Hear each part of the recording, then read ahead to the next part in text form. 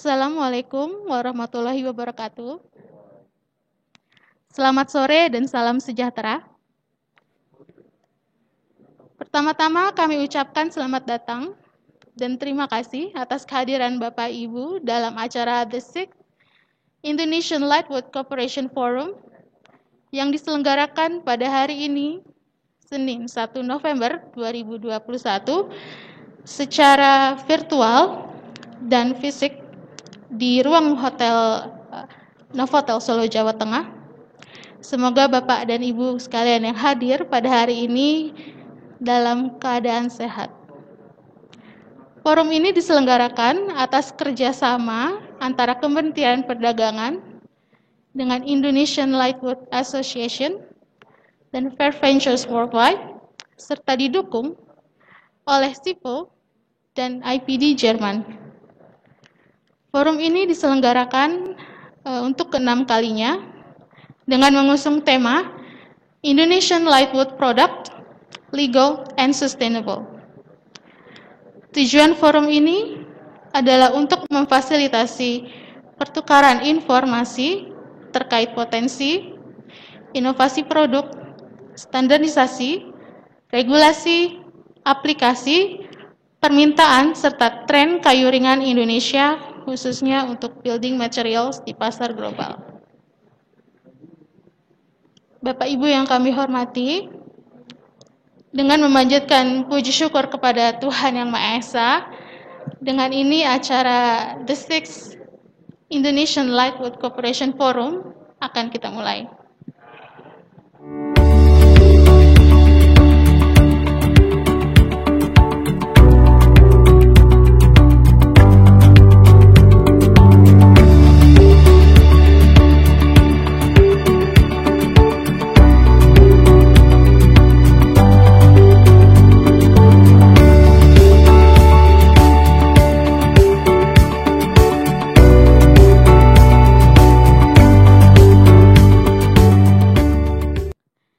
Hadirin sekalian, kita akan mendengarkan pemaparan selanjutnya yang akan disampaikan oleh Bapak Setio Wisnobroto.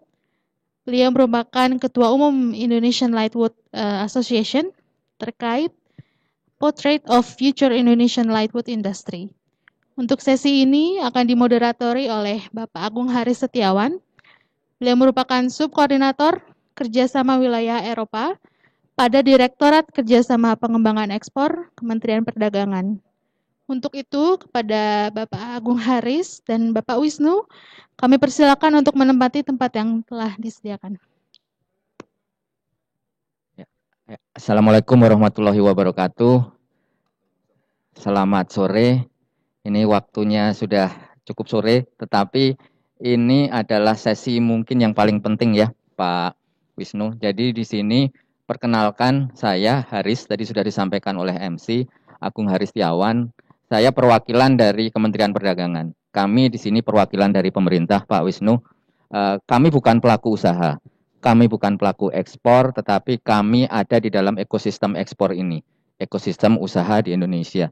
Nah, di sini kami support ILWA yang juga kami bawa pelaku-pelaku lainnya di sini untuk membawa kejayaan Indonesia kembali, Pak Wisnu. Nah, di sini kami ingin mendengar lebih lanjut dari Pak Wisnu selaku Ketua Umum Indonesia Lightwood Association mengenai materi Bapak yang terakhir ini dan bagaimana tadi yang Bapak sudah sampaikan di awal membawa Indonesia, kejayaan kayu Indonesia lagi di tahun 2024 ya Pak. Silakan Pak Wisnu. Waktunya mungkin 10 menit Pak Wisnu karena ini sudah sore. Silakan Pak Wisnu.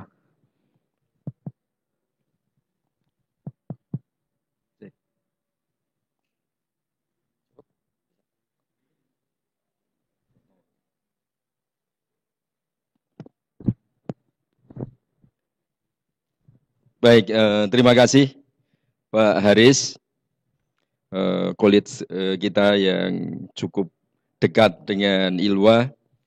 Seperti tadi waktu 10 menit kalau bisa kurang, karena ini sudah menjelang maghrib ya, dan juga sudah capek. Terima kasih, langsung saja. Jadi kalau kita bicara mengenai portrait of like Wood Indonesia in the future, kita tidak akan terlepas dari psikografi market. Jadi saat ini kita bisa melihat bahwa populasi dunia berdasarkan pada kelompok umur di tahun 2020.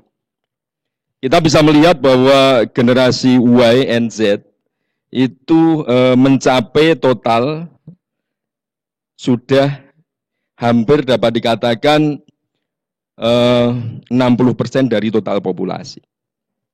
Ini generasi Y dan Z itu sudah 5,1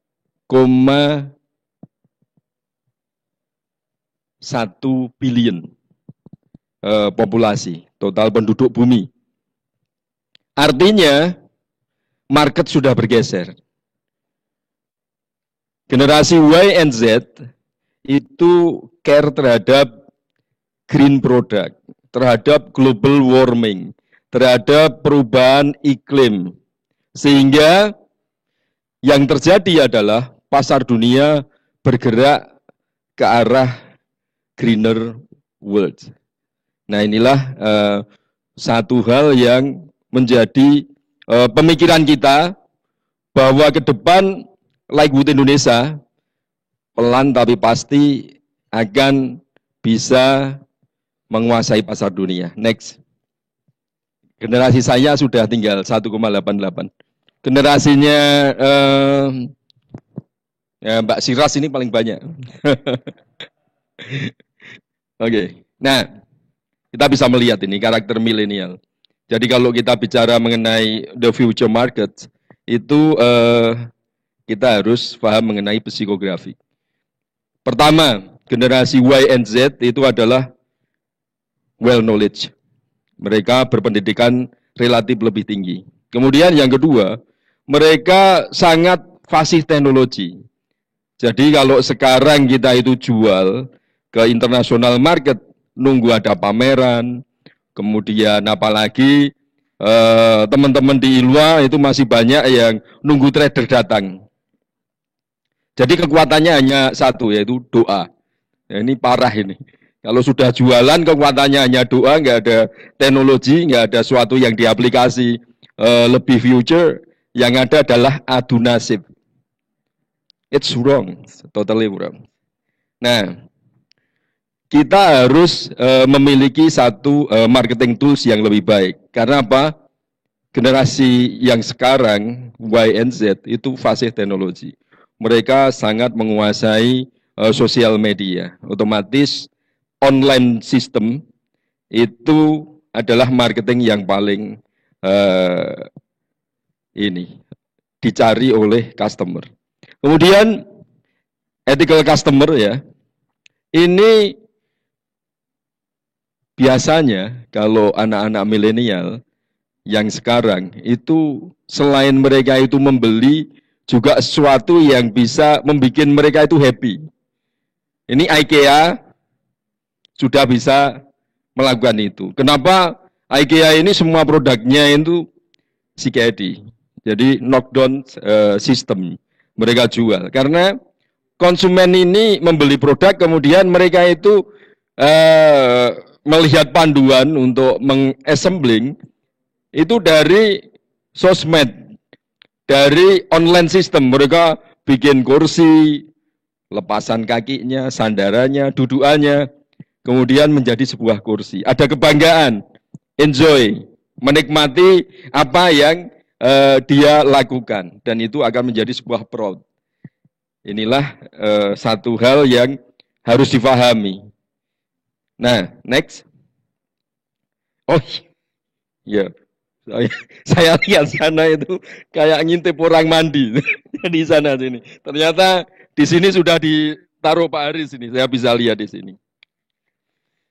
Oke, sustainability mengenai generasi X sama generasi Y dan baby boomer atau generasi saya. Ya. Saya, Pak Haris, Pak Trisna ini baby boomer. Pak Haris ini masih generasi W ini. Nah, ini sangat-sangat berbeda. Kita bisa melihat tadi seperti saya paparkan masalah global warming, kemudian perubahan iklim, terus kemudian juga sustainability, green concept itu menjadi concern yang luar biasa. Next. Oke, apa yang dilakukan oleh milenial? Ini kita bisa melihat ini. Sebuah produk branded yang belum lama ini terjadi di Eropa, itu ada Louis Vuitton, kemudian ada Cartier, nah Gucci, itu mereka lagi pameran, mereka melakukan semacam Milan Fashion Week, tiba-tiba anak-anak muda ini mereka demo. Kenapa mereka demo? Overconsumption itu bisa mengganggu kestabilan alam, katanya begitu. Nah, ini satu hal bahwa anak muda itu kritis, berani, dan peduli terhadap masa depan mereka. Bahwa planet ini bebannya sudah terlalu tinggi. Makanya mereka meminta semuanya harus berimbang. Jadi kita harus berterima kasih pada Pak Charles. Mana tadi Pak Charles? Ini membawa sebuah perubahan besar di dalam rencana besar asosiasi bagaimana kita mulai dari menanam. Tadi Pak Charles sudah menyampaikan Fair Venture Worldwide ini akan nanam 100 juta pohon. Mulai kapan? Tahun ini. Sampai berapa total? 1 miliar pohon. Kita bayangkan nanti kalau 1 miliar pohon sudah ditanam oleh Pak Charles bersama teman-teman di Gema PS, kemudian Permapsi, ya ini NGO kita yang peduli pada perhutanan sosial, kemudian bersama ILWA sebagai off-taker, kemudian dari Instiper juga melakukan satu kajian secara akademis, di mana bibit yang terhebat, terbaik ini bisa kita hasilkan, dibantu teman-teman dari NGO internasional seperti SIPO, IPD. Inilah sebuah kekuatan besar bagaimana perubahan itu terjadi. Kita bisa yakin bahwa the next market itu adalah punya kita. Karena apa? Karena yang namanya generasi Y, generasi Z itu akan lebih percaya pada kita. Yang mulai dari benar-benar nanam, ya. IKEA ini nanam enggak, kemudian manen jelas gitu loh. Tapi dia bisa bicara, dia perusahaan yang paling green gitu. Kalau ini nanti kita benar-benar nanam bersama Pak Charles dan teman-teman, ya. Ini orang hutan benar ini kalau Pak Charles. Nah, inilah kita harus nanti berani membranding. Makanya di dalam ILWA kita membentuk yang namanya tim marketing yang menguasai teknologi, kemudian juga bisa mengaplikasi. Ke depan ILWA itu akan membuka rep office di pasar internasional. Sehingga kita akan bersentuhan dengan pasar, kemudian kita juga akan melalui sosial media di sana, direct selling. Jadi besok anggota ILWA ini kalau jualan tidak perlu datang ke tempatnya Mbah Merbot atau ke Kiai Lawu, berdoa supaya dagangannya laris begitu. Tapi kita cukup dengan anak-anak muda di tim marketing ILWA, nanti kita bisa menembus seluruh global market. Next. Masih berapa menit, Pak? 2 menit lagi. Nah, ini brand yang tidak pernah kita abaikan, dan ini semua orang pasti kenal, IKEA, ya.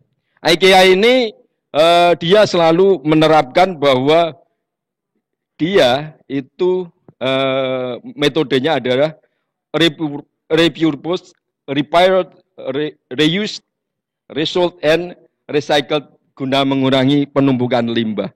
Jadi produk dia itu kalau rusak bisa di-recycle lagi, diproduksi lagi. Sehingga tidak akan ada pembuangan limbah yang ada di IKEA. Nah, kita bisa melihat Apple. Jadi ini gambar apel busuk ini habis dimakan tupai, ini mendunia sekali.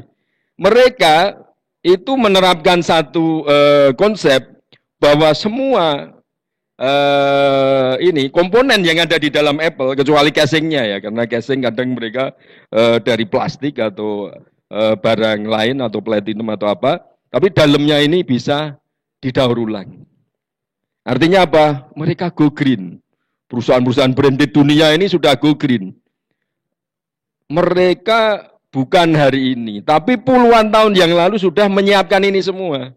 Nah, ILWA ke depan ini akan menyiapkan mulai dari nanam, kemudian menjaga, bahkan kita melakukan satu proses carbon trade di international global market untuk mengurangi global warming.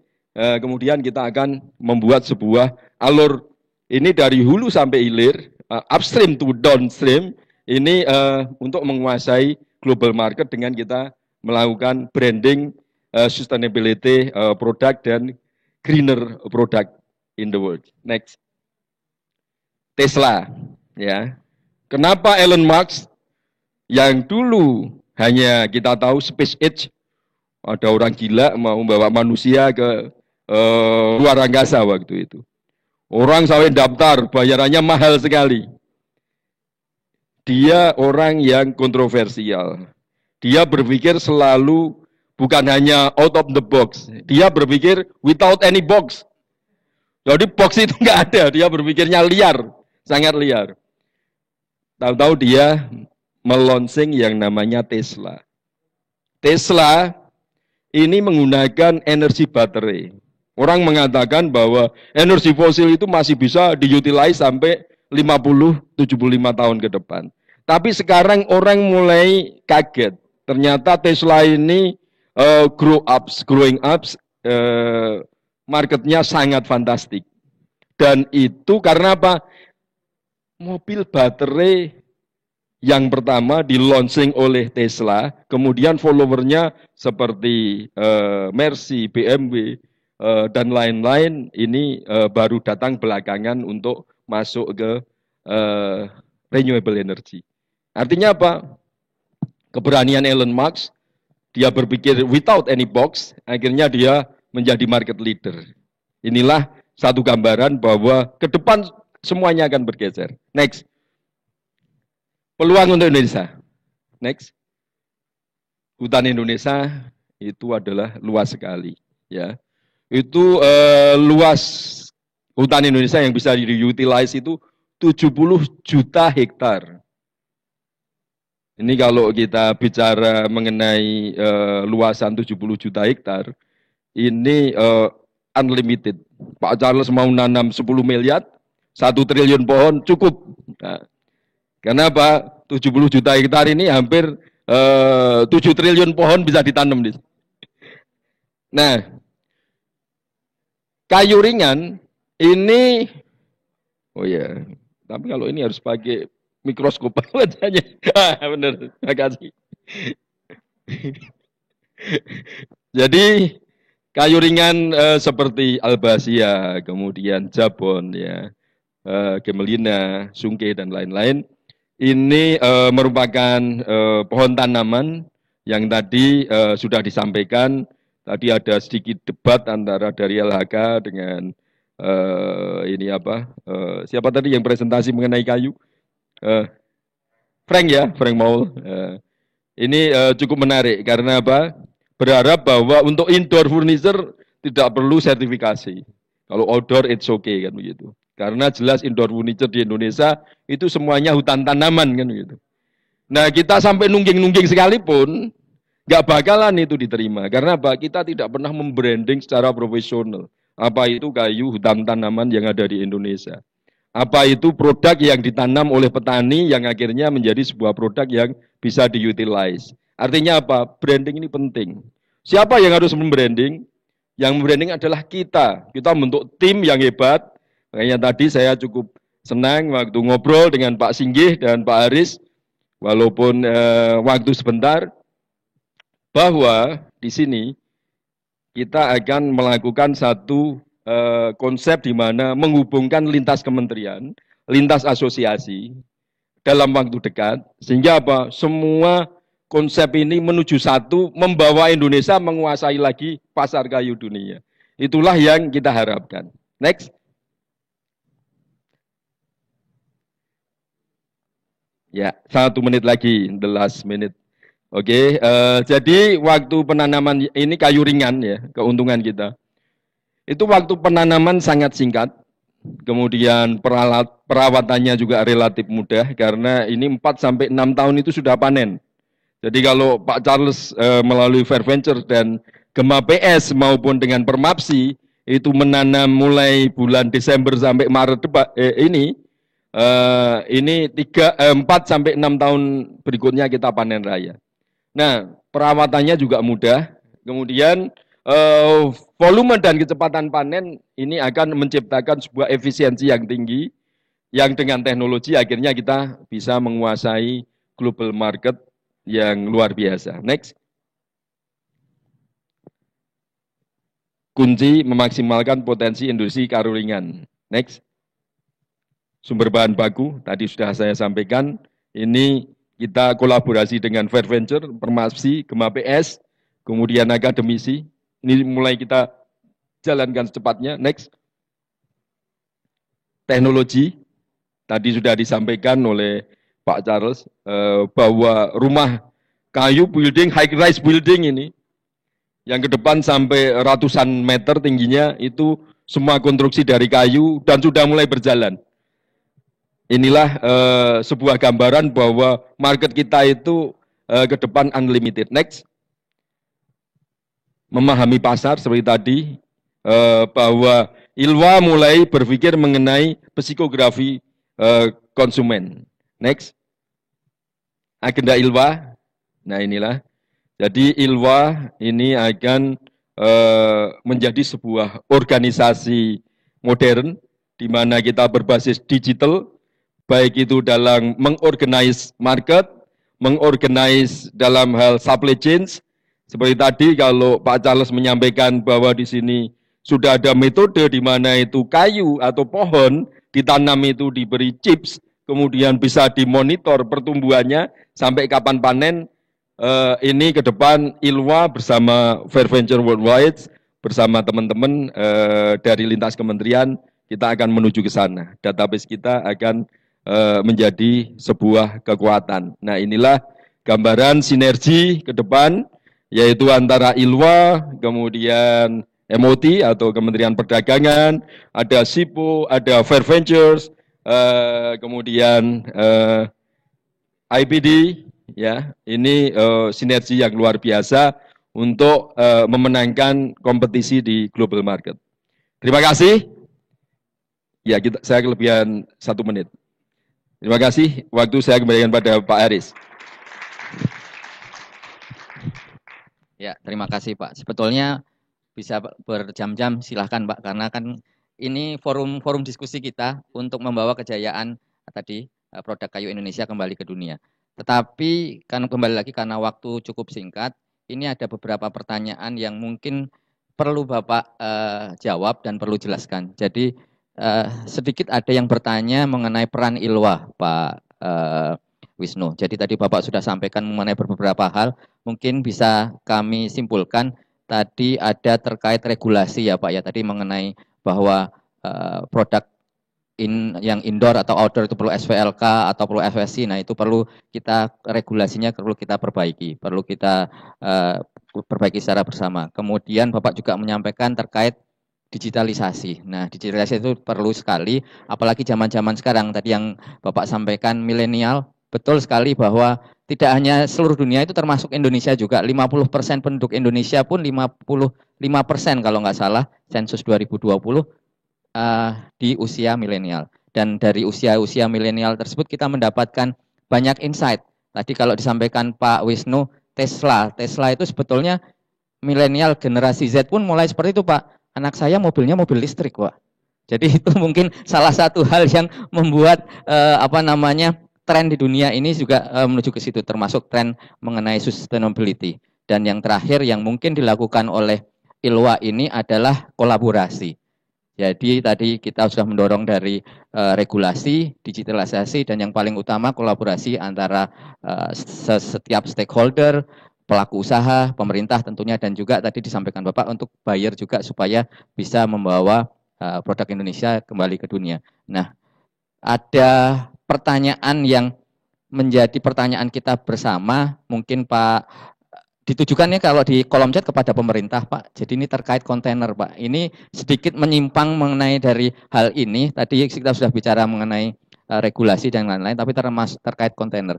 Dari pertanyaan di sini disampaikan apa peran pemerintah, bisa kami sampaikan ke kontainer ini tidak hanya di Indonesia saja ya Pak ya, ini sudah terjadi secara global. Kita secara pemerintah sudah mencoba melakukan lobby-lobby juga ke pemerintah-pemerintah yang lain supaya bisa bersama-sama mengatasi hal ini, yaitu kolaborasi juga. Nah, kalau kita bicara peran asosiasi Pak, tadi dari 3 sektor tadi, regulasi, digitalisasi, dan kolaborasi, kalau terkait kelangkaan kontainer ini, menurut Bapak bagaimana nih peran asosiasi bisa berperan di sini? Silahkan Pak, monggo Pak.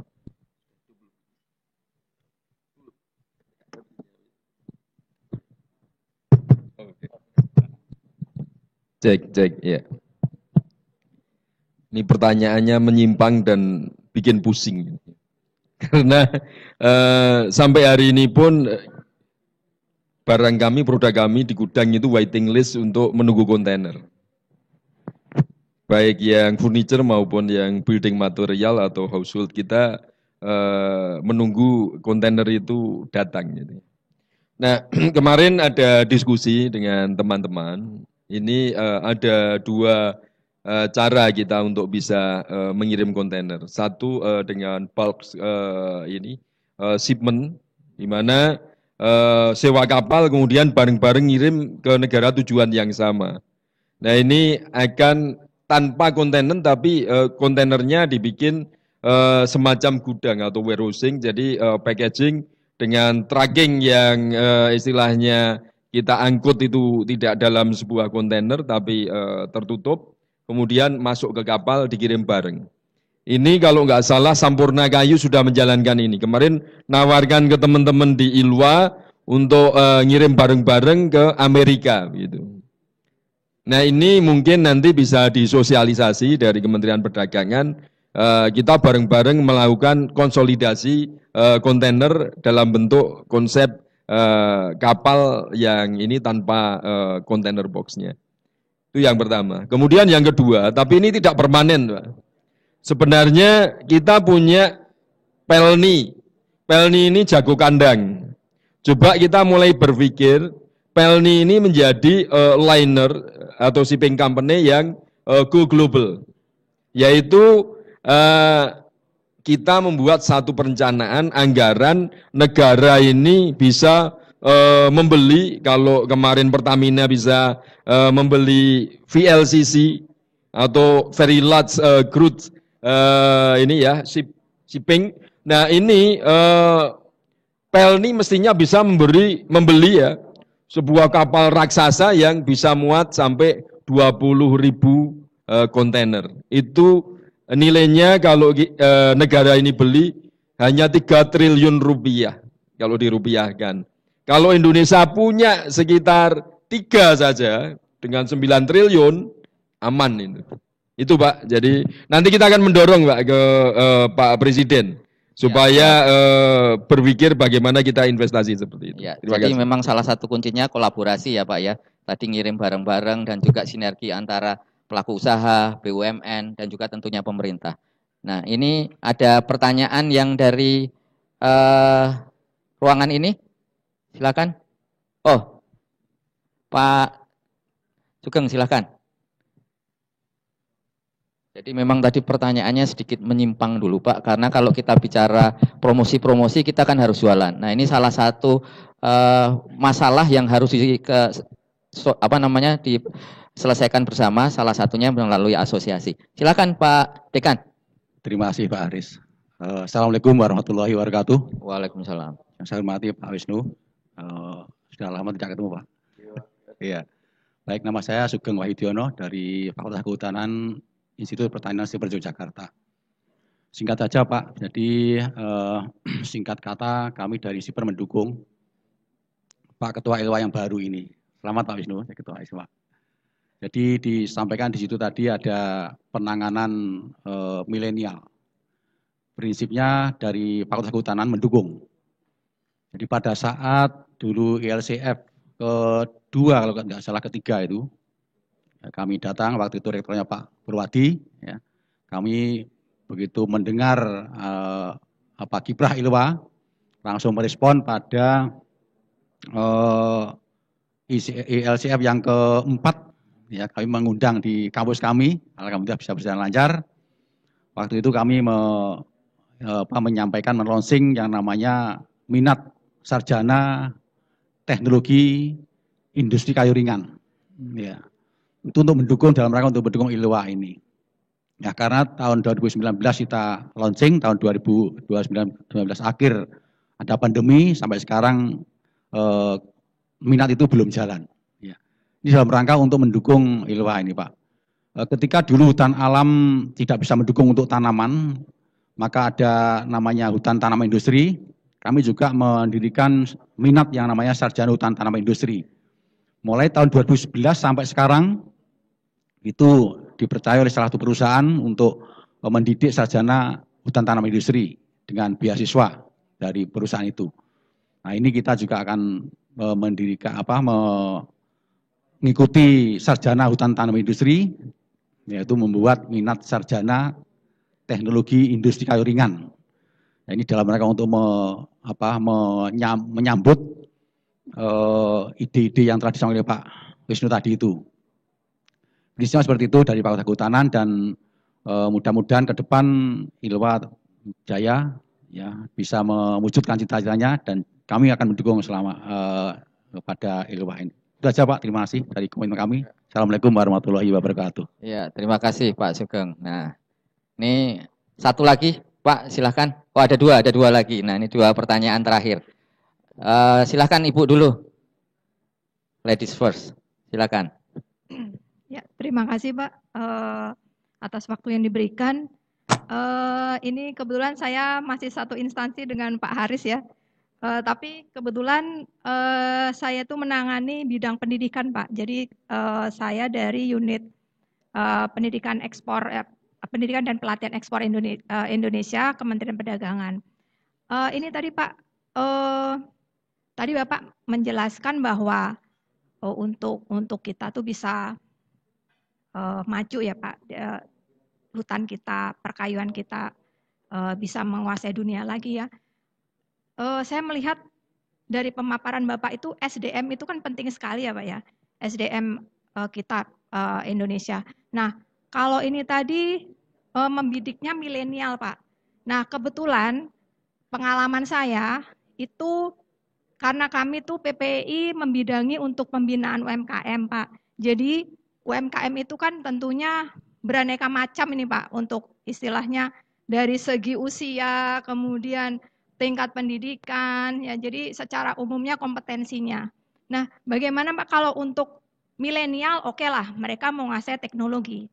Tapi kami di lapangan terkadang kesulitan itu Pak. Jadi untuk membina petani khususnya nih Pak, bidangnya kayu itu. Misalnya untuk penanaman pohon gitu kan, mereka konvensional gitu, petani konvensional. Jadi yang usianya mungkin rata-rata ya sudah itu tadi Pak, sudah tua lah istilahnya gitu Pak. Nah, ini bagaimana mungkin ada tips khusus Pak dari Bapak, karena kan ini mungkin sifatnya teknis sekali ya. Misalnya untuk penanaman kayu sifatnya teknis sekali, dan mereka itu dari pengalaman turun temurun itu Pak. Jadi cara pengolahan, sedangkan di sini kita butuh inovasi gitu. Bagaimana Pak ini mungkin ada tips khusus dari Bapak yang bisa menjadi wawasan juga kami Pak di PPI untuk bisa kami sampaikan juga kepada para UMKM ini. Terima kasih sebelumnya. Siap. Terima kasih. Tadi ini pertanyaannya terkait pelatihan pendidikan. Jadi milenial versus kolonial, Pak. Itu bagaimana caranya? Nah, ini sebelum dijawab Bapak, sekalian Pak, karena waktunya singkat, pertanyaan terakhir. Baik, makasih atas kesempatannya Pak. Saya mungkin nggak bertanya ya Pak, hanya izin berbagi aja Pak. Jadi yang terkait yang kontainer tadi, beberapa waktu yang lalu Pak Presiden itu sempat akan melakukan kunjungan ke salah satu pabrik di Magelang. Di situ pabrik tersebut produksinya plywood dan blockboard. Nah, ekspornya mereka kebetulan ke Amerika dan tidak menggunakan kontainer. Mereka menggunakan teknologi, bukan teknologi ya, mereka menggunakan brick bulk, Pak. Menggunakan brick bulk, dan alhamdulillahnya harga yang dia tempuh itu separuh dibanding menggunakan kontainer. Artinya tadi sepakat dengan Ketua ILWA tadi, kalau saja ya beberapa teman-teman di sini yang produknya sama dan sejenis bisa bareng-barengan tadi, urun rembuk, ayo kita ekspor bareng-bareng, bisa menempuh dengan metode tersebut. Satu itu, Pak. Terus yang kedua, namun masalahnya ini baru ke yang bisa dengan menggunakan brick bulk hanya ke Amerika. Justru di forum ini kami malah minta teman-teman dari Kemendak khususnya yang punya punya atase kah atau punya apapun perwakilan ITPC dan lain-lain di luar negeri sana untuk bisa menggaungkan bahwa dengan menggunakan brick bulk aja Amerika mau terima. Jadi untuk negara-negara lain semacam India kah atau yang negara-negara tujuan plywood kita bisa menerima produk-produk yang menggunakan brick bulk dengan biaya yang lebih murah. Mungkin itu aja, Pak. Makasih, Pak.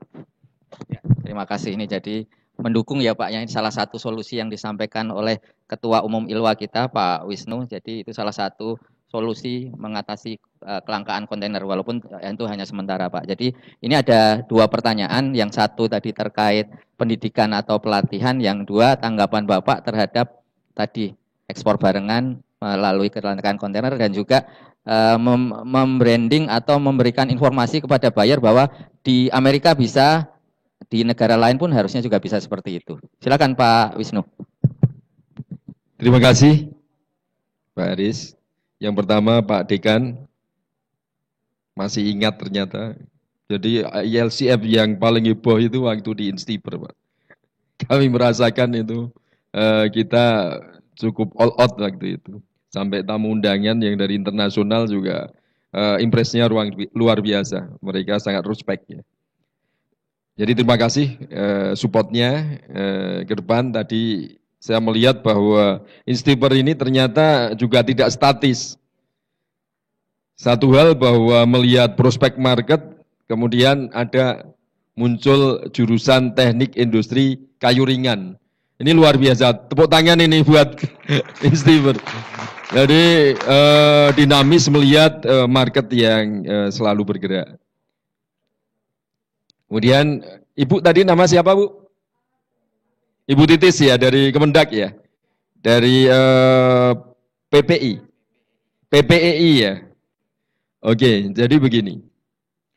Populasi milenial itu semakin besar, kolonial semakin berkurang. Nah, generasi baby boomers, generasi kita itu sudah digeser generasi Y and Z ya. Nah, cuma di sini anak-anak muda itu kalau tidak di-challenge, itu mereka tidak akan tertarik untuk masuk ke satu bidang. Nah, bicara mengenai UMKM, kalau kita itu transfer knowledge-nya itu monoton, yaitu membimbing mereka untuk mengenal pasar, kemudian membuat produk, tapi tidak ditunjukkan bagaimana success story yang bisa ditransfer, mereka tidak akan tergugah. Satu hal simpel saja. Dulu yang namanya di Indonesia itu belum ada startup kemudian jadi unicorn, apalagi dekakorn, orang nggak ada berpikir mengenai bisnis di Indonesia menjadi startup, masuk ke online. Tapi begitu satu saja Gojek ini bisa tembus unicorn, anak-anak kita yang masih kuliah suruh kerja, misalnya jadi PNS atau mereka kerja kantoran, mereka selalu alasannya tidak harus kantoran, pakai sepatu rapi sudah bisa sukses kan itu. Itu artinya apa? Butuh sebuah success story. Jadi kalau bicara UMKM ya mungkin dalam pelatihan Ibu ngundang pebisnis sukses yang dari kondisi awalnya UMKM akhirnya jadi presiden. Undang Pak Jokowi maksudnya. Saya masih ingat waktu tahun 94, 95 sampai tahun 2001 itu sering pameran dengan Pak Jokowi. Kita itu jadi pedagang asongan Bu. Keliling dunia dari pameran ke pameran itu. Sampai kita berdua sebenarnya bertiga sama satu teman lagi Kita bicara bahwa kita itu harus punya filosofi supaya kita sukses adalah bonek pintar wis. Bondo nekat mudar ya wis kan ini. Akhirnya kepleset jadi wali kota, pleset lagi jadi gubernur, jadi presiden 2 periode itu. Ya filosofinya itu aja.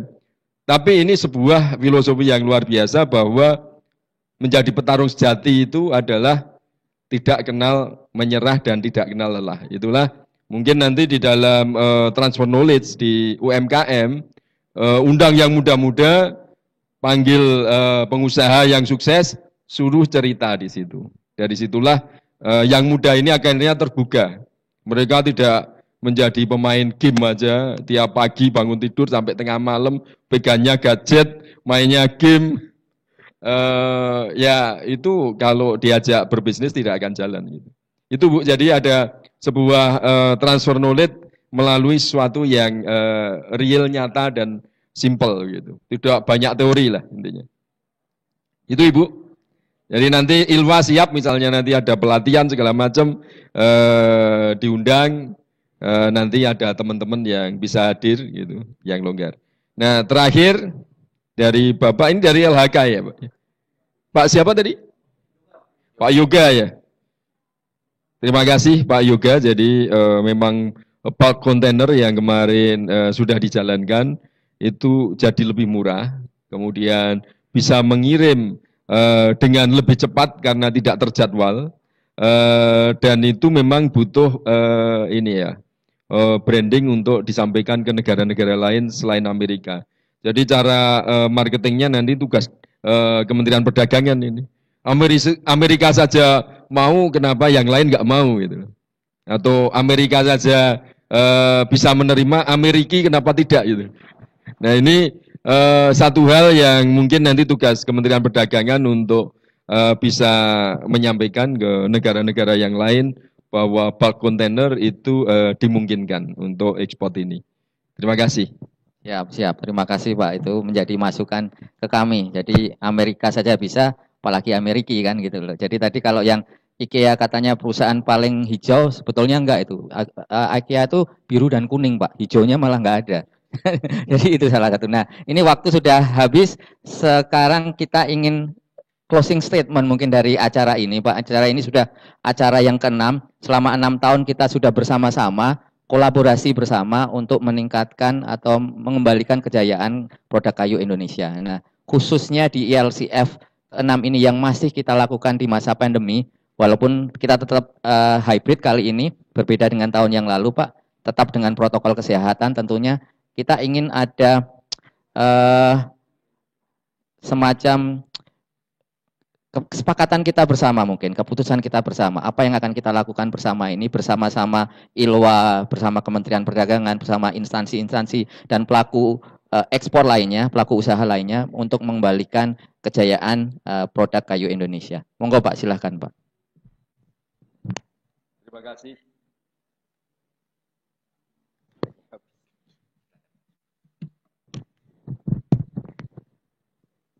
Saya berdiri ya Pak ya.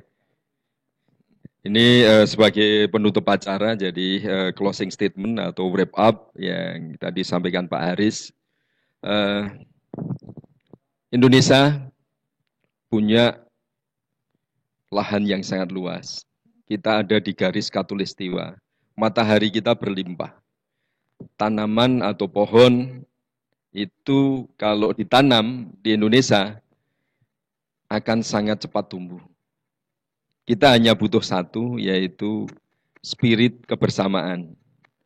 Tadi kita sudah sampaikan bahwa MOT, ya, Kementerian Perdagangan, kami harap ngelit kementerian yang lain, yaitu LHK, kemudian perindustrian, kemudian koperasi dan UKM, kalau bisa ngundang BUMN, karena apa? Kita membutuhkan sinergi. Dan di sini saya optimis kalau proses untuk lintas kementerian, kemudian juga lintas asosiasi, seperti pernah kita diskusikan, ini bisa dijalankan khususnya asosiasi kayu, kita akan bisa melakukan sebuah roadmap yang real, yaitu bagaimana kita bergulir dari upstream, di mana kita hulu kita kuasai dalam hal penanaman, kemudian sampai ke downstream, di mana di sini kita sumber daya manusia, kemudian teknologi, kemudian sistem marketing, kita kelola dengan baik, tidak ada tumpang tindih dalam regulasi, yang ada adalah satu spirit kebersamaan, lintas kementerian, itu ngelit semua pengusaha kayu, baik itu yang nanam seperti APHI, kemudian yang mengutilize seperti kami di ILWA, Asmindo, HIMKI, dan lain-lain. Disinilah kita yakin bahwa konsep ke depan kita akan menjadi penguasa kayu dunia, ini akan bisa dilaksanakan. Itulah sebuah gambaran besar, kita mulai dengan sebuah rencana kecil. ILWA dalam bulan ini akan melahirkan yang namanya Koperasi Indonesian Lightwood Association. Dengan kita bergerak di lini bisnis, bukan hanya nirlaba dalam asosiasi, kita akan mengelola bisnis ini secara profesional. Kita yakin nanti sinergi ini menjadi sebuah kekuatan besar, karena spirit kita adalah satu, eksplorasi sumber daya alam Indonesia semaksimal mungkin, buat produk yang terhebat di dunia, kuasai pasar global dengan tata waktu yang sudah kita buat, yaitu kebersamaan, soliditas, dan penguasaan dunia dengan ekonomi yang lebih baik, and the greener world dari sini hari ini. Terima kasih. Terima kasih Bapak dan Ibu sekalian, dan dengan wrap up closing statement dari Pak Wisnu, mengakhiri juga sesi tanya jawab di ketika ini. Sekali lagi terima kasih, mohon maaf apabila ada kekurangan. Wassalamualaikum warahmatullahi wabarakatuh. Kembali ke MC, silakan. Ya, hadirin yang kami hormati, demikianlah seluruh rangkaian acara forum hari ini. Kami mengucapkan terima kasih kepada para narasumber dan juga moderator yang telah memandu sesi pada forum hari ini. So we thank all speakers and moderators for insightful sessions today. Dan tentunya kepada seluruh hadirin yang telah berpartisipasi dalam acara The 6th Indonesian Lightwood Cooperation Forum hari ini. Saya mewakili panitia, mohon maaf apabila terjadi banyak kesalahan dalam penyelenggaraan forum hari ini, baik yang disengaja maupun tidak. Sampai bertemu pada pertemuan ILCF ke-7 tahun depan. Akhir kata, wassalamualaikum warahmatullahi wabarakatuh. Goodbye all.